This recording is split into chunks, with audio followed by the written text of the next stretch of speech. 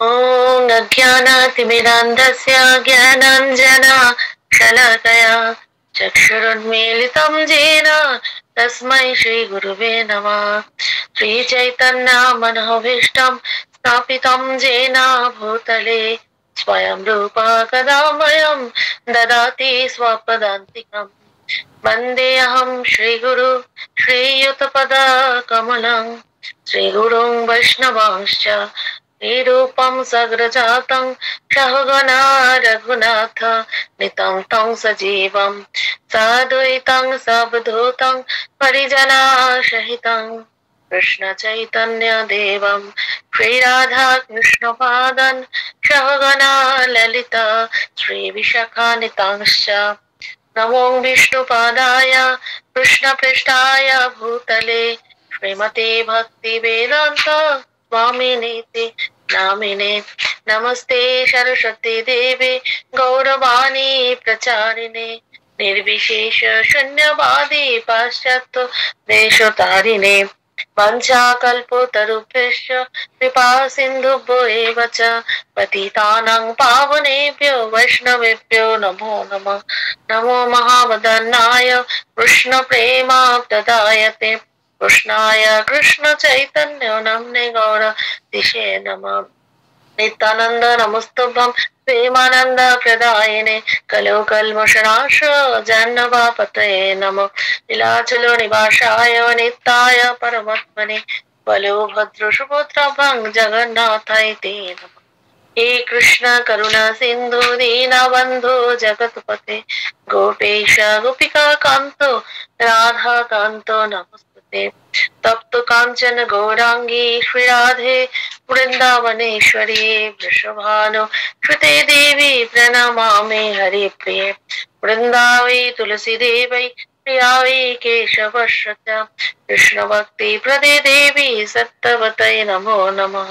जय श्री कृष्ण चैतन्य प्रभु नित्यानंद श्री अद्वैत गदाधर श्रीवासादि गौर भक्त वृंद हरे कृष्ण कृष्ण कृष्ण हरे हरे हरे राम राम राम हरे हरे। ओम नमः भगवते वासुदेवाय ओम नमः भगवते वासुदेवाय ओम नमः भगवते वासुदेवाय। नारायणं नमस्कृतं नरं चैव नरोत्तमं देवीं सरस्वतीं व्यासं ततो जयमुदीरयेत्। नष्टप्रायेषु भद्रेषु नित्यं भगवत सेवया भगवतीरुत्तमश्लोके भक्तिर्भवति नष्टके मुखं करोति वाचलं पङ्गुं लङ्घयते गिरिं यत्कृपातमहं वन्दे श्रीगुरुदीनतारिणं परमानन्दमाधवं श्रीचैतन्य ईश्वरं। हरि ओं तत्सत्। नमो विष्णुपादाय कृष्णपृष्ठाय भूतले श्रीमते जयपताका स्वामिनीति नामिने नमो आचार्योपादाय निधाय कृपा प्रदायिने गौरकथा धामदाय नगर ग्राम तारिणे।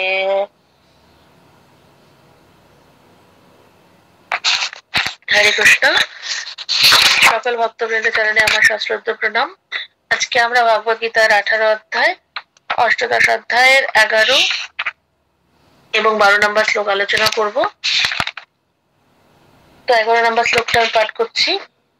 নাহি দেহ ভৃতা সখ্যম त्यक्तुं कर्माणि अशेषतः या तु कर्म फलो त्यागी स्वत्यागी इति अभिधीयते। न हि देह भृता शक्यं त्यक्तुं कर्माणि अशेषतः या तु कर्म फल त्यागी स्वत्यागी इति अभिधीयते। न हि देह भृता शक्यं त्यक्तुं कर्माणि अशेषतः या तु कर्म फल त्यागी स्वत्यागी इति अभिधीयते। শব্দার্থ ন মানে না, হি মানে অবশ্যই, দেহভৃতা দেহধারী জীবের, সক্ষম মানে সম্ভব, ত্যাগতুম মানে ত্যাগ করা, কর্মাণি মানে কর্মসমূহ, অশেষত সম্পূর্ণরূপে, ইয়া মানে যিনি, তু মানে কিন্তু, কর্ম মানে কর্ম, ফল মানে ফল, ত্যাগী মানে ত্যাগী, স মানে তিনি, ত্যাগী মানে ত্যাগী, ইতি মানে এইরূপ, অভিধীয়তে মানে অভিহিত হন। শিল প্রভুপাদের গীতার গান। দেহধারী জীব কর্ম ত্যাগ নাহি করে, কর্মফল ত্যাগ করি ত্যাগী নাম ধরে। অনুবাদ। দেহধারী জীবের সমস্ত কর্ম পরিত্যাগ সম্ভব নয়, তাই তিনি সমস্ত কর্মের ফল পরিত্যাগ করেন, তিনিই হচ্ছেন বাস্তবিক ত্যাগী। শিল প্রভুপাদ কর্তৃক তাৎপর্য। জগৎগুরু শিল প্রভুপাদ কি জয়। ভগবদ গীতায় বলা হয়েছে যে কেউ কখনো কর্তব্য কর্ম ত্যাগ করতে পারে না, তাই কর্মফল ভোগের আশা না করে যিনি শ্রীকৃষ্ণের জন্য কর্তব্য কর্ম করেন, যিনি সবকিছুই শ্রীকৃষ্ণকে অর্পণ করেন, তিনি হচ্ছেন প্রকৃত ত্যাগী। আন্তর্জাতিক কৃষ্ণ ভাবনামৃত সংঘে বহু সভ্য আছেন যারা অফিসে, কলকারখানায় অথবা অন্য জায়গায় খুব কঠোর পরিশ্রম করে কর্তব্য কর্ম করছেন এবং তারা যা রোজগার করছেন তা সবই সংঘকে দান করছেন। এই সমস্ত মহাত্মারাই হচ্ছে যথার্থ সন্ন্যাসী, এরাই যথার্থ ত্যাগের জীবনযাপন করছেন।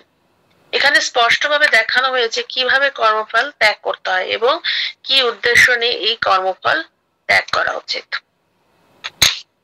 তো আমরা পূর্ববর্তী শ্লোককে কালকে আলোচনা করেছি সাত্বিক ত্যাগ, ঠিক আছে। আর সাত্বিক ত্যাগ যারা করেন তারা সত্য গুণে থাকেন এবং তারা কোন রকমের শুভ কর্মের দ্বারা আসক্ত হন না, প্লাস বিদ্বেষও করেন না, ঠিক আছে। তাদের মেধাবী বলা হয়েছে। এবার এই শ্লোকে ভগবান অর্জুনকে বলছেন যে বাস্তবিক ত্যাগী কারা। ত্যাগ তো বলছেন, কিন্তু তার মধ্যে যারা বাস্তবিক প্রকৃত ত্যাগী কারা। তো সেখানে তারপরে শিল প্রভুপাদ বলছেন যে যে কেউ কখনো কর্তব্য কর্ম ত্যাগ করতে পারে না, তাই না। সবাইকে কর্তব্য কর্ম করতে হয়। তো তাই কর্মফল ভোগের আশা না করে যিনি শ্রীকৃষ্ণের জন্য কর্তব্য কর্ম করেন, তার মানে কর্মফল আমরা ভোগ করব না, যদি করব তাহলে আমরা জড়জগতের বন্ধনে আবদ্ধ হব। তাই বলছে যে কর্মফল ভোগের আশা ত্যাগ করে না করে যিনি কৃষ্ণের জন্য কর্তব্য কর্ম করেন, অর্থাৎ আমরা যা কিছু কর্ম করব সবকিছু কৃষ্ণকে যারা নিবেদন করব, সবকিছু যা কিছু করছি তা আমরা সবকিছু ভগবানের উদ্দেশ্যে যখন করব, তখন যিনি সবকিছু কৃষ্ণকে অর্পণ করেন তিনি হচ্ছেন প্রকৃত ত্যাগী। তার মানে আমাদেরকে যেহেতু ভগবান জন্ম দিয়েছেন, তো ভগবানই আমাদের সমস্ত কিছু দায়ভার নিচ্ছেন। তো আমরা যখন কিছু করব তখন তার কৃপার ফলেই আমরা করতে পারছি, কারণ আমাদের পক্ষে নিজে থেকে কিছু করা সম্ভব না। তো যখনই আমরা করব তখনই আমাদের সমস্ত কিছু কর্তব্য ভাবতে হবে কি যে আমরা ভগবানই আমাদেরকে কৃপা করে এসব করাচ্ছেন, তো আমাদেরকে ভগবানের উদ্দেশ্যেই কর্ম করে তাকে সমস্ত ফল তাকে অর্পণ করে দিতে হবে। এবং যিনি করবেন তিনি বলছেন প্রকৃত ত্যাগী, বাস্তবিক ত্যাগী তিনি। আন্তর্জাতিক কৃষ্ণ ভাবনামৃতের সঙ্গে বহু অফিসে দেখুন আমরা দেখতে পাই আমাদের ভক্তরা বিভিন্ন রকম সংস্থায়, বিভিন্ন রকম প্রাইভেট ফিল্ডে বলুন, সরকারি চাকরিজীবী আছেন, ব্যবসা করছেন, বিভিন্ন রকমের কাজের সাথে যারা যুক্ত, ফ্যাক্টরিতে, কলকারখানায়, তারা কঠোর পরিশ্রম করছেন। কর্তব্য কেন করছেন? কারণ তাদের কর্তব্য কর্ম তাদের করতেই হবে সেটা। তো কিন্তু তারা যা রোজগার করছেন তা কিন্তু সবই সংঘকে দান করছেন। তারা কি করছেন? ভগবানের সেবায় লাগাচ্ছেন, বিভিন্ন মন্দিরে দিচ্ছেন, তারা ভক্তদের সেবায় দিচ্ছেন, বৈষ্ণব সেবা দিচ্ছেন, মন্দিরে ভগবানের সেবায় দিচ্ছেন। তো তখন কি হচ্ছে যে কর্মটা কিন্তু কর্তব্য কর্মটা তিনি কিন্তু ভগবানকে অর্পণ করছেন। তো সেজন্য তিনি হচ্ছেন যথার্থ অর্থে ত্যাগী। হতে পারে তিনি জড়জাগতিক ফিল্ডে কাজ করছেন কিংবা জড়জাগতিক সঙ্গ করছেন, ঠিক আছে, কিন্তু যদি সে নিজের জন্য সেটা ব্যয় করতো তাহলে সেটা ভোগী হয়ে যেত এবং তিনি পাপ ভোগ করতেন সেটা। যখনই তিনি ভগবানের উদ্দেশ্যে সেটাকে ত্যাগ করছেন তখন অটোমেটিক তিনি প্রকৃত ত্যাগী হয়ে যাচ্ছেন। তো এই সমস্ত মহাত্মারাই বলছেন যথার্থ সন্ন্যাসী। সন্ন্যাসী মানে আমরা জানি ত্যাগ, যিনি কায় মনোবাক্যে ভগবানের সেবা করে থাকেন। তো প্রভুপাদ বলছেন এখানে ভগবান অর্জুনকে যেটা বুঝিয়েছেন যে আমাদের মতো বদ্ধজীবকে বোঝানোর জন্য যে বাস্তবিক ত্যাগী কারা, যারা হচ্ছেন সবকিছু ভগবানকে অর্পণ করে দেন, যা কিছু আছেন, মানে আমি তো নিজেই আমার না, আমাদের যে শরীরটা সেটাই তো আমাদের না, কারণ আমরা যখন জন্মেছি আমরা তখন খালি হাতে এসেছি, কিচ্ছু নিয়ে আসিনি, বস্ত্রও ছিল না আমাদের শরীরে। আবার যখন যাব সেই ঠিক ভাবেই একই ভাবেই যাব আমরা। তো যখন আমাদের নিজস্বই কিছু নেই তাহলে আমরা কিসের কথা বলি যে আমার আমার আমার বলে? আমাদের তো কিছুই নেই। তো যখন কিছু আমাদের নেই তখন আমাদের হারানোর নেই, পাওয়ারও নেই, তাই না? আর যা কিছু আমরা পাচ্ছি জড়জগতে বসবাসকালীন সময়ে, সেগুলো সবই কৃষ্ণের কৃপায় পাচ্ছি, এবং সেগুলো পাওয়ার কারণ হচ্ছে আমরা সেগুলো যেন কৃষ্ণের সেবায় লাগাতে পারি এবং কৃষ্ণ কেন্দ্রিক জীবন যাপন করতে পারি। সেই জন্য ভগবান আমাদেরকে এই ব্যবস্থাটা করেছেন। কারণ আমরা যদি সেই সুযোগ সুবিধাগুলো না পাই, তাহলে আমরা কৃষ্ণ ভক্তিতে আনন্দ পাবো না। কারণ কৃষ্ণ ভক্তি করতে গেলেও আমাদের কিছু কিছু কাজকর্ম করতে হবে, আমাদেরকে জীবনযাপনের জন্য কিছু দরকার।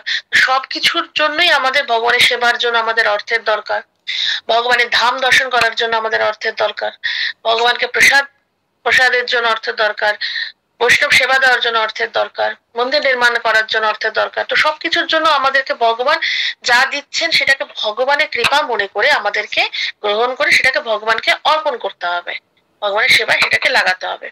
তো সেজন্য বলছে এখানে স্পষ্টভাবে দেখানো হয়েছে কিভাবে কর্মফল ত্যাগ করতে হয় এবং কি উদ্দেশ্য নিয়ে এই কর্মফল ত্যাগ করা উচিত। তার মানে কতটা প্রভুপাদ এখানে ভালো করে বুঝিয়ে দিয়েছেন যে কিভাবে আমাদের ত্যাগ করা উচিত। আমরা যা কিছু করব আমাদেরকে ভগবানকে নিবেদন করতে হবে। তো প্রভুপাদ এরকম তার শিষ্যদেরকে বলতেন সবসময় যে দেখো, কর্মফল ত্যাগ করতে হবে, আমাদেরকে সবসময় ভগবানের উদ্দেশ্যে কর্ম করতে হবে, ভগবানকে সবকিছু প্রদান করতে হবে। তো একদিন প্রভুপাদ একদিন বলছেন যে আচ্ছা, একটা যদি খুব বড় বাড়ি পাওয়া যায়, খুব বড় একটা বাড়ি হবে, খুব, ওটা আমার একটা চাই। তো তখন প্রভুপাদের একজন শিষ্য বলছেন, আচ্ছা প্রভুপাদ কি বলছে কি? প্রভুপাদ বলছেন একটা বড় গাড়ি হলে ভালো হয়। প্রভুপাদের শিষ্যরা অটোমেটিক চমকে গেছে যে প্রভুপাদ সবসময় এত সুন্দর শাস্ত্রের কথা বলেন, আজকে হঠাৎ প্রভুপাদ গাড়ি বাড়ি চাইছেন কেন? হঠাৎ করে, প্রভুপাদ তো ত্যাগী ব্যক্তি, সবসময় ভগবানের কথা বলেন, সবসময় বলেন ভগবানকে নিবেদন করো, আমাদের কিছু নেই। তাহলে কি প্রভুপাদ এসব বলছে? তাহলে বাইরের লোকেরা তো ভুল বুঝবে প্রভুপাদকে, কেন এসব বলছেন প্রভুপাদ? তখন প্রভুপাদ তার শিষ্যকে বললেন যে আমি কেন বলতো এই বাড়িটা চাইছি, কারণ আমি এই বিশাল বাড়িটা রাস্তাতে যেতে যেতে হাঁটতে হাঁটতে বলছেন যে এই বাড়িটা যদি আমরা পেতাম, তাহলে আমরা এটাকে একটা খুব সুন্দর মন্দির বানাতাম। সেই মন্দিরটাতে নিত্য পূজা হতো, সবার আরতি, ভোগ লাগতো সবার, ভগবানের অনেক ভক্তরা আসতেন। তখন কি হতো, আমরা আমরা ভগবানের কৃপা পেতাম। জয় পতিত পাবন শিল গুরু মহারাজ কি জয়। তো আমরা তখন ভগবানের দর্শন করতাম, প্রচার হতো, তাই না? ভগবানের তখন কি হতো, এই মন্দিরটা এই জন্যই আমি এই বাড়িটা চাইছি। এরকম নয় যে আমরা আমার শিষ্যদের নিয়ে থাকবো, ভোগ বিলাসে জীবনযাপন করবো, তা নয়। প্রভুপাদের উদ্দেশ্য ছিল যে যখনই কোনো কিছু পাবো, বাড়ি হোক, ফ্ল্যাট হোক, আমরা সেটাকে কৃষ্ণ মন্দির, কিংবা বন্ধ রয়েছে এরকম কোনো চার্চ, ঠিক আছে, যেরকম খ্রিস্টানদের বিদেশে প্রচুর এরকম পড়ে আছে, সেরকম টাইপের যদি কিছু পাওয়া যায়, আমরা সেটাকে মন্দিরে নির্মাণ করব। এবার প্রভুপাদ বলছে ঠিক আছে। প্রভুপাদের শিষ্য বলছেন, এবার বলছে প্রভুপাদ আপনি যে বললেন গাড়ি, বড় গাড়ি নিয়ে কি করবেন আপনি? আপনি তো বলছেন যে না, আমাদের কিছু দরকার নেই, আমরা যদি কিছু না থাকে আমরা হেঁটে হেঁটে সংকীর্তন করবো, হেঁটে হেঁটে পরিক্রমা করবো, সবকিছু। তো প্রভুপাদ বলছেন যে আমি চাইছি কি, যে এই গাড়িটা যদি বড় একটা গাড়ি পাওয়া যায় বাসের মতো, সেটাকে আমি চলমান মন্দির বানাবো। সেটা কি? সেটা হচ্ছে সেখানে গৌরনিতাই থাকবে এবং সমস্ত ভগবত গ্রন্থ থাকবে ভগবানের, এবং সেই গ্রন্থগুলো, সেই গৌরনিতাই সেবা হবে। চলমান গাড়িটা চলমান মন্দির, সেটা সবার কাছে কাছে যাবে, গৌরনিতায় দর্শন পাবে, জগন্নাথ বলদেব সুভদ্রা থাকতে পারে, সেখানে ভগবানের দর্শন হবে, নিত্য বুক সেবা হবে, বুক সবাইকে গ্রন্থ বিতরণ করা হবে। তো সেই উদ্দেশ্যে প্রভুপাদের চিন্তা ভাবনা, যেটাকে বলে সিম্পল লিভিং হাই থিঙ্কিং। তো প্রভুপাদ বলেছেন উচ্চ বিচার এবং সাধারণ জীবন। তো প্রভুপাদ সবসময় ভগবানকে জীবনযাপন চিন্তা করতেন। তো কি করলে ভগবানকে প্রীতিবিধান হয়, ভগবানকে খুশি করা যায়, নাকি নিজে খুশি থাকবো, নিজে সুখে থাকবো। এটাই হচ্ছে প্রকৃত একজন ত্যাগীর, যেটা সেটা একজন বাস্তব উদাহরণ হচ্ছে আমাদের শিল প্রভুপাদ। এবং আমরা দেখতে পাই আমাদের আচার্যদের মধ্যে, আমরা দেখতে পাই যে সমস্ত সব সময় তারা কৃষ্ণকেন্দ্রিক জীবনযাপন করে এবং কৃষ্ণকে নিয়ে তাদের 24 ঘন্টা কাটে। সব সময় কৃষ্ণের প্রচারে, কিভাবে কৃষ্ণ ভক্তি প্রচার করা যায় সেভাবে তারা সব সময় চেষ্টা করে। তো এই সব কারণে দেখা যায় যে যে সবসময় মানুষকে, আমাদেরকে সবসময় বোঝাতে হবে যে এটা কি করলে তারা এই ভোগ বিলাস থেকে কম হয়ে কৃষ্ণ ভাবনায় বেশি জাগরিত হতে পারে। ভোগ বিলাস করবে কিন্তু কৃষ্ণকে নিয়ে করবে, কৃষ্ণকে সেটাকে উৎসর্গ করবে, কৃষ্ণকে সমর্পণ করবে, ঠিক আছে? তো একদিন এরকম একজন ব্যবসায়ী আছেন, যে প্রচুর টাকাওয়ালা, অনেক ধন সম্পত্তি নেই। সে প্রভুপাদকে বলছে যে প্রভুপাদ দেখা হয়েছে, তো বলছেন যে আমার এত এত ব্যবসা, এত কিছু, তো আমার রাতে ঘুম আসে না, এত কিছু নিয়ে চিন্তা নিয়ে কি করে মানুষ ঘুমোতে পারে? তখন প্রভুপাদ বলছেন যে আপনি চাইলে আমাদেরকে কিছু অর্থ প্রদান করতে পারেন। তাহলে আপনি আরামসে ঘুমাতে পারবেন রাতে, আর আমরাও সেটাকে ভগবানের সেবায় লাগাতে পারবো সেই অর্থটা। তো এতে কি হবে, আপনারও মঙ্গল হবে, আমাদেরও মঙ্গল হবে। তো সেরকম চিন্তা ভাবনা সবার থাকে না। তারা কি করে, সেই কষ্টের মধ্যে জড়জাগতিক ভৌতিক লোকেরা তারা কষ্ট করবে, 24 ঘন্টা খাটবে, কষ্ট করবে, কিন্তু ভোগবিলাসীর মতো থাকবে, কিন্তু তারা কিন্তু সুখ পাবে না। সুখের চেষ্টা করবে, কিন্তু সুখের সন্ধানে তারা সুখ খুঁজে পাবে না। তো সেজন্য বলা হয় যে যতটা আমরা চাই পারবো কৃষ্ণের সেবায় সেটাকে লাগাবো, কৃষ্ণকে অর্পণ করব। সেটাই হচ্ছে প্রকৃত ত্যাগের উদাহরণ। তো একবার যখন সাউথ আফ্রিকায় ডারবান মন্দির যখন তৈরি হচ্ছিল, তো অনেক বড় প্রজেক্ট ছিল। তো সেই সময় হিজ হোলিনেস ভক্তি তীর্থ স্বামী প্রভুপাদের শিষ্য ছিলেন, তো সেই মন্দিরের দায়িত্বে মহারাজ। তো মহারাজ তখন চিন্তা করছেন যে এত বড় প্রজেক্ট, কিন্তু কোনো কালেকশন নেই, কি করে মন্দির তৈরি হবে। তো কিন্তু সবসময় উনি ভগবানকে বলতেন, ভগবান আমরা কেউ মন্দির তৈরি করতে পারবো না, তোমার মন্দির তোমাকেই তৈরি করতে হবে। তো একদিন মহারাজ অনেক চিন্তা করতে করতে করতে এই ডেটি অল্টারের সামনে বসে অনেকক্ষণ মাথা এরকম গালে হাত দিয়ে বলছেন যে, ভগবান প্রজেক্ট তো বন্ধ আছে, কাজ হচ্ছে না, ধীরে ধীরে হচ্ছে, তুমি কি চাও না তোমার এই মন্দিরটা তৈরি হোক তাড়াতাড়ি? তুমি যদি কৃপা করো তাহলে এই মন্দিরটা তৈরি হতে পারে।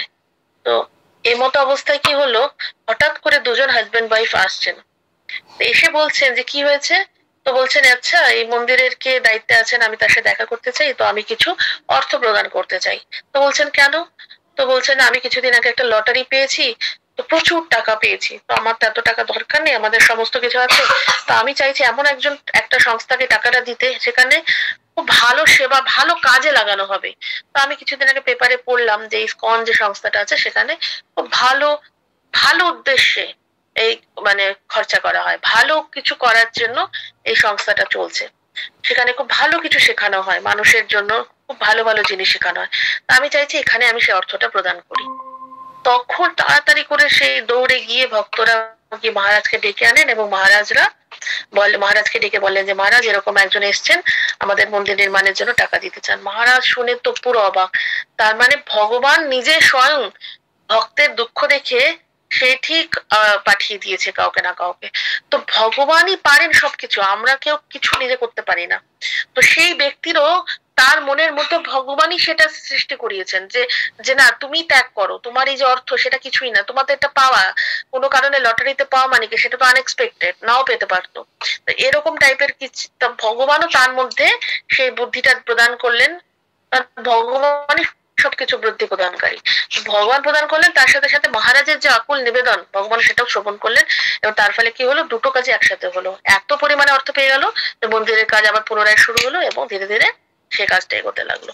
এটাই হচ্ছে ভগবান যারা শুদ্ধ ভক্ত বাস্তবিক ত্যাগী, তাদের যে করুণা, তাদের যে প্রার্থনা, তাদের কিন্তু ভগবান শুনতে পান, এবং ভগবানও তাদেরকে বিশেষ কৃপাও প্রদান করেন, কারণ তারা তো বাস্তবিক ত্যাগী, তাদের উদ্দেশ্য তো ভগবানকে সন্তুষ্ট করা, ভগবানের প্রতিবিধান করা। সেজন্য তারা ভগবান ঠিক বুঝতে পারেন যে কাকে কৃপা করতে হবে কাকে না।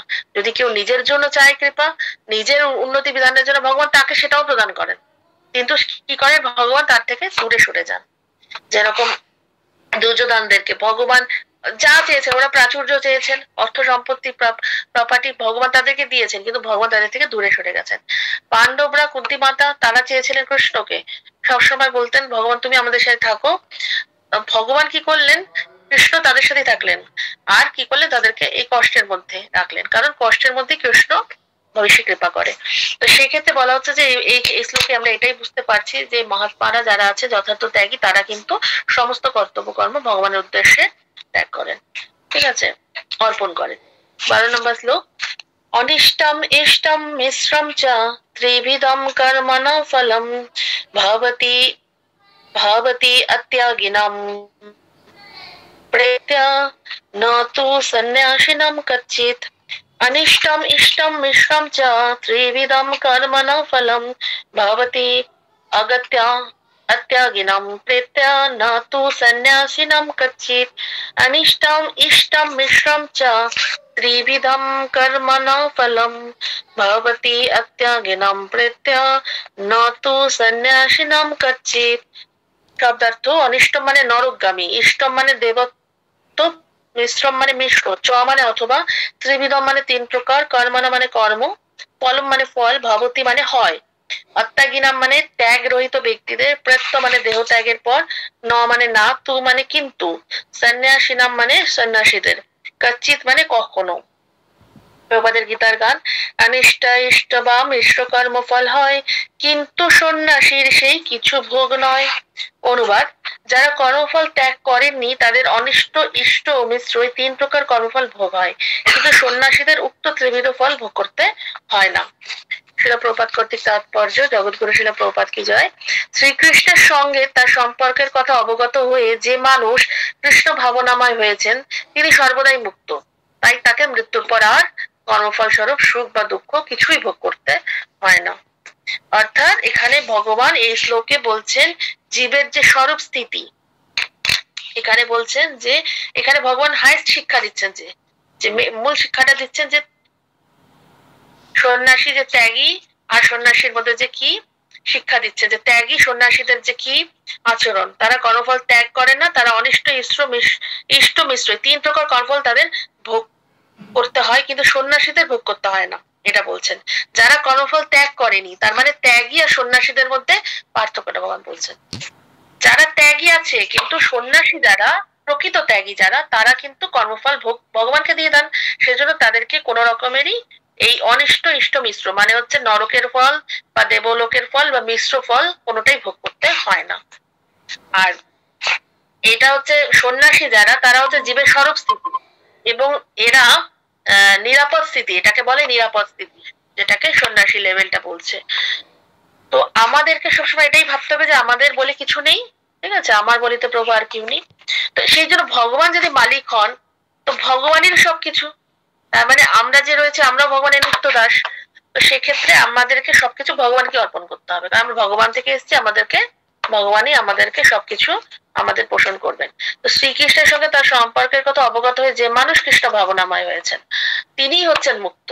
মুক্ত তারাই হচ্ছেন যারা ভগবানকে সবকিছু কৃষ্ণ ভাবনাময় সবকিছু কৃষ্ণকে অর্পণ করেছেন, তাই তাকে মৃত্যুর পরে আর কর্মফল স্বরূপ ভোগ বা দুঃখ কিছুই ভোগ করতে হয় না, কারণ কারণ কৃষ্ণ ভক্ত শান্ত, ঠিক আছে, ভক্তি মুক্তি সিদ্ধিকামী সকলেই অশান্ত, কৃষ্ণ ভক্ত শান্ত। তো সেক্ষেত্রে কি হচ্ছে, যারা ভগবানের প্রতি পূর্ণরূপে কৃষ্ণ ভাবনাময় হয়েছেন তাদের ক্ষেত্রে আর কোনো রকম ভাবেই এই কর্মফল ভোগ করতে হয় না, কারণ ভগবানের সন্তুষ্টি বিধানের জন্য তারা সব কর্ম করে থাকেন।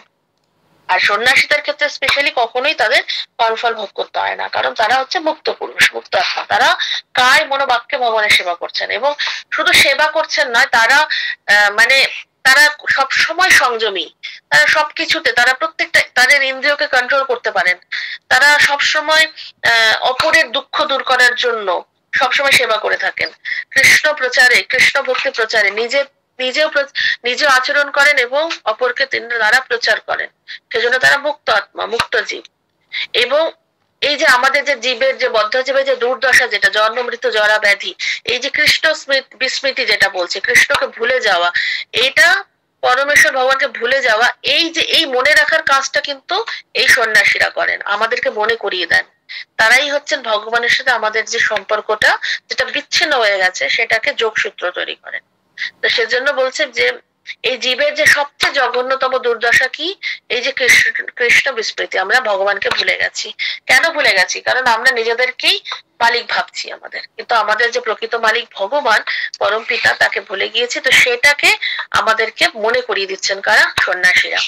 ভগবানের শুদ্ধ ভক্ত সর্বদা সকলের হৃদয়ে কৃষ্ণ ভাবনা জাগরিত করেন, এবং সেটাই তারা চেষ্টা করেন, সব সময় আমাদেরকে কৃষ্ণ ভাবনা জাগ্রত করার চেষ্টা করেন। এবং সমগ্র ক্লেশের এই যে কৃষ্ণ ভাবনাটা জাগ্রত করার যে ওষুধটা, এই আমাদের দুঃখ দুর্দশার যে নিরাময়ের মেইন ওষুধ, যেটা মহা ঔষধ ক্লেশের, এই প্রচার, এই ভগবতের গীতা, ভাগবতমের ভগবানের কথা, মূল লীলা বর্ণনা করা, সব এই কিন্তু সাধুগুরু বৈষ্ণবেরাই কিন্তু আমাদের মধ্যে প্রেরণ মানে করান। তো সেই জন্য বলছেন তারা মুক্ত জীব, তারা সবসময় কৃষ্ণ ভাবনাময় থাকেন। এই ক্ষেত্রে তারা মৃত্যুর পরে তাদের কোনো রকমের সুখ দুঃখ বা কর্মফল কখনোই ভোগ করতে হয় না। আর শুদ্ধ ভক্ত যখন ভগবানের যে সখা ছিল উদ্ধব, তিনি একবার ভগবানকে প্রশ্ন করছিলেন, যে ভগবত ভক্তি সম্পর্কে ভগবানকে জিজ্ঞেস করছিলেন যে যে কৃষ্ণ তখন তাকে বলছিলেন যে আমার যে শুদ্ধ ভক্ত হয় তারা কি করে, আদরের সঙ্গে আমার পরিচর্যা করে, ঠিক আছে, প্লাস সর্বাঙ্গের দ্বারা আমার অভিনন্দন করে। সর্বাঙ্গ মানে সমস্ত ইন্দ্রিয়র দ্বারা, যেরকম অম্বরীশ মহারাজ ভগবানের সেবা করতেন। তারপরে বিশেষভাবে আমার ভক্তের পূজা করে। তার মানে ভগবানের সবচেয়ে প্রিয় হচ্ছে ভগবানের ভক্তরা। তো ভগবানের ভক্তের সেবা করা, পূজা করলে ভগবানও খুশি হয়। সেজন্য যখন জগাই মাদাই অপরাধ করেছিলেন নিত্যানন্দ প্রভুকে আঘাত করে, তখন মহাপ্রভু বলেছিলেন নিত্যানন্দ চরণে তোমাকে ক্ষমা ভিক্ষা করতে হবে। ঠিক সেরকম ভাবেই যখন চাপাল গোপাল যখন অপরাধ করেছিলেন, তখন ভগবান মহাপ্রভু বলেছিলেন কি, যে শ্রীবাস পণ্ডিতের চরণে তোমার অপরাধ হয়েছে, তুমি তার কাছে ক্ষমা চাও। তো এই ক্ষেত্রে আমরা দেখতে পাই যে ভগবান তার ভক্তকে কত ভালোবাসেন। আমরা অর্জুনের ক্ষেত্রে দেখতে পাই ভগবান তার জন্য তার রথের সারথি অব্দি হয়েছেন। তো সেক্ষেত্রে ভগবান এখানে উদ্ধবকে বলছেন যে বিশেষভাবে যে আমার ভক্তের পূজা করে।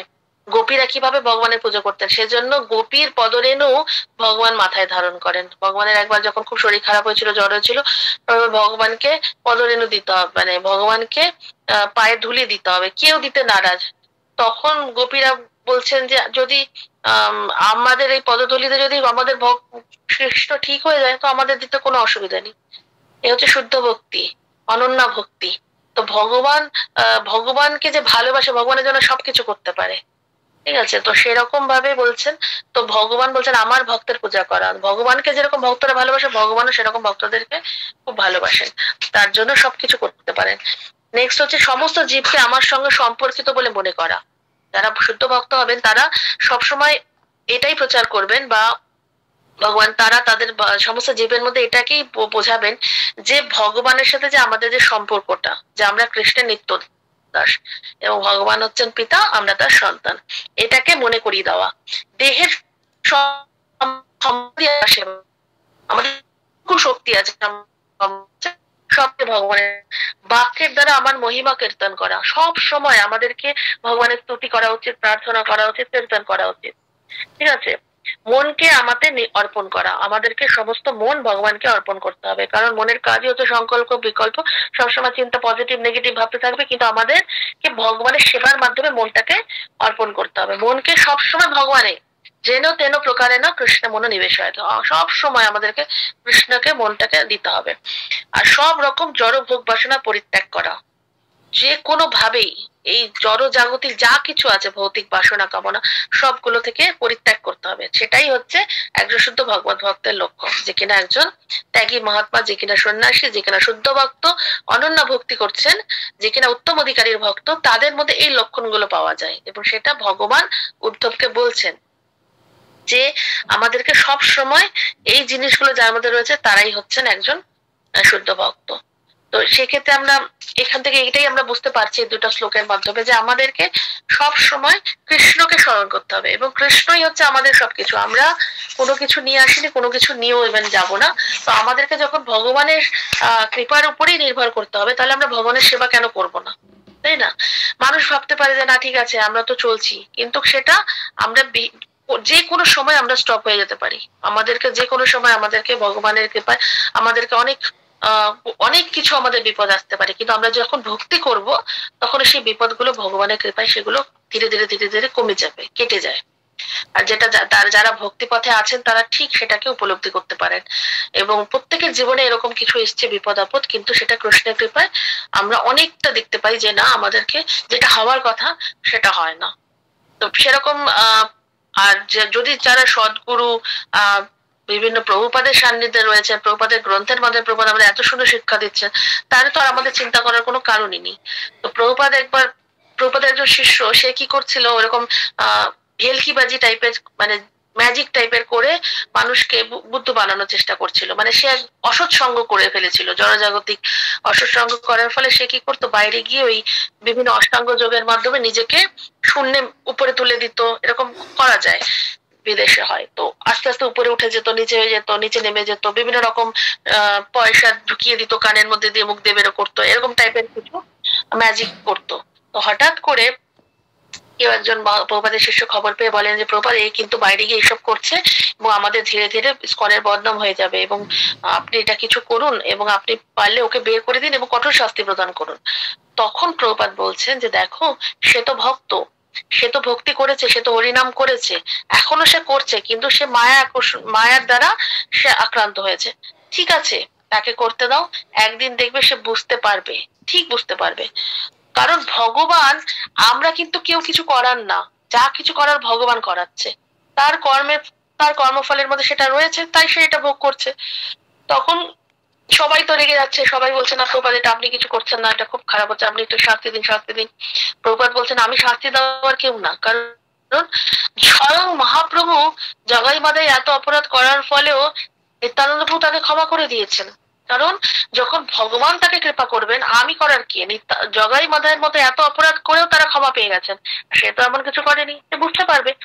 ঠিক তাই, এইরকম করার পরে প্রভুপাদ বলছেন আমরা তার জন্য প্রার্থনা করতে পারি যে যেন সে যে পথ থেকে গিয়েছে সে পথে যেন আবার সে পুনরায় ফিরে এসে ভগবত ভক্তি করতে পারে।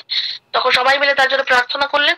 কিছুদিনের মধ্যে সে তার ভেলকিবাজি খতম, এবং কেউ কারো তাকে বুঝতে পেরে তাকে উত্তম মধ্যম দিয়েছেন, সে আবার ফিরে এসেছেন, এসে প্রভুপাদের চরণে প্রণাম করে প্রভুপাদ এইসব করে আমি নিজেকে ভগবান জাহির করতে চেয়েছিলাম, ভগবান আমি সমস্ত দিক দিয়ে মিথ্যা প্রমাণিত হয়েছি, আমি কিন্তু ভুল করেছি, আমার অপরাধ হয়ে গেছে, আমাকে ক্ষমা করুন, আমি কি করলে আমার ক্ষমা হবে বলুন? প্রভুপাদ বলছেন তুমি ভগবানের চরণে ক্ষমা করেছো, তুমি অপরাধ করেছো, ভগবানই তোমাকে ক্ষমা করবে না, আমি তো করেই দিয়েছি, কারণ আমি তোমাকে যা শিক্ষা দিয়েছি ভগবানের দেওয়া শিক্ষা, সেজন্য তোমার পথভ্রষ্ট হতেই পারে না। যারা যথার্থভাবে এই শিক্ষা গ্রহণ করেছেন, ভগবত শিক্ষা, এবং প্রভুপাদের সান্নিধ্যে রয়েছেন, এই গীতা ভাগবতের আশ্রয় করেছেন, তারা কোনোদিন বিপথে যেতেই পারেন না।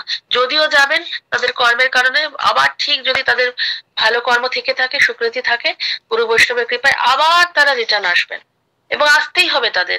কারণ বলেছেন যে আমরা যদি কৃষ্ণকে ছাড়ি, কৃষ্ণ আমাদের ছাড়বে না, আর কৃষ্ণ আমাদেরকে খুব ভালোবাসে। কারণ পিতা যে, বাবা মা সন্তান যতই খারাপ হোক সন্তানকে কখনোই ভুলে যেতে পারে না, আর সন্তানকে সবসময় বাবা চাই যে ঠিক আছে একটু শাস্তি দিতে পারে, কিন্তু কখনোই তাকে ছেড়ে দেয় না।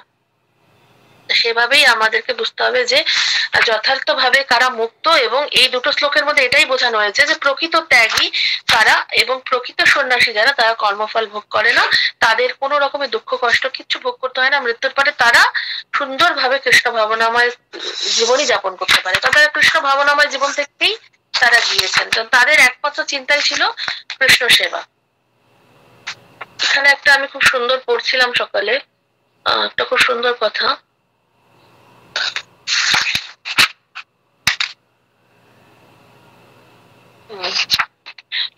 মহাদেব, দেবাদিদেব মহাদেব একবার চিত্রকেতু মহারাজ আছেন, ভাগবতমে আছে, তার মহিমা বর্ণনা করে তার পত্নী পার্বতীকে বলছিলেন যে যারা ভগবান নারায়ণের সেবায় সর্বতভাবে যুক্ত ভক্তেরা কখনোই জীবনের কোনো অবস্থা থেকে ভীত হন না।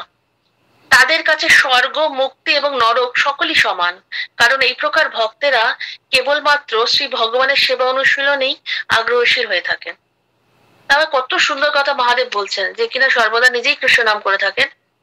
তিনি চিত্রকেতু মহারাজের প্রসঙ্গে উল্লেখ করে, কারণ চিত্রকেতু মহারাজ খুব ভগবানের শুদ্ধ ভক্ত ছিলেন, তো তার প্রসঙ্গে পত্নী পার্বতীকে বলছেন যে যারা নারায়ণের সেবা করেন, সর্বতভাবে যুক্ত, যারা কৃষ্ণের সেবা করেন, ভগবানের সেবা করেন, তারা সেই সব ভক্তরা কখনো কোনো অবস্থাতে ভীত হন না, কারণ তারা জানেন যে অবশ্য রক্ষিবে কৃষ্ণ বিশ্বাসপাল, তাই না? ভগবান যার সাথে আছে তার কোনো কিছু হয় না, রাখে কৃষ্ণ মারে কি। তো তাদের কাছে স্বর্গ, মুক্তি এবং নরক সকলই সমান।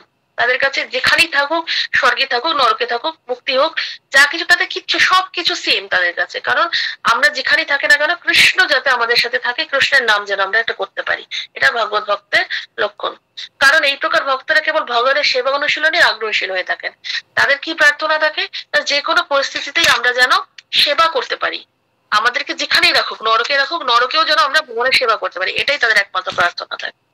কারণ ভগবান যিনি, তিনি দিব্য আনন্দ রসের উৎস। সেখানে ভক্তি অনুশীলন যারা করেন তারা জানেন যে তারা কি পরিমাণ আনন্দ ভগবানের সেবায়, ভগবানের সাথে, ভগবানের লীলা কথা শ্রবণে, তাই না? তো কিন্তু সেটা উপলব্ধি করতে গেলে আমাদেরকে ভক্তি করতে হবে। সবার পক্ষে সেই স্বীকৃতি থাকে না যা ভগবানের নাম করার মতো, আর সবাই সেই অধিকারও পায় না।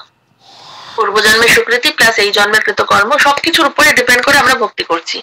আর এই যে কথাগুলো, যে হরি কথা, সেটা কিন্তু মানে সবার ভালো লাগবে না শুনতে, কারণ এটা হচ্ছে যেরকম জন্ডিসের পেশেন্টকে যখন মিষ্টি খাওয়ালে ওটাকেও তিতা লাগবে, তো সেরকম এই যে ভৌতিকবাদী জড়বাদী যারা, তাদেরকে কৃষ্ণ কথা তিতা লাগবে, ঠিক আছে, মিষ্টি লাগবে না। এই সুন্দর মধুর রস আস্বাদন করা তাদের পক্ষে সম্ভব না, তাদের কারণ তাদেরকে জন্ডিসের মতো ঠিক আছে, তাদের তাদের শরীর, তাদের তাদের কান টান সবকিছু, তাদের কোনো কিছুতেই এইসব এই সুন্দর কথাগুলো তাদের ভালো লাগবে না, ভগবত কথা শুনতে তাদের রুচি হবে না, কারণ তারা শ্রদ্ধাহীন।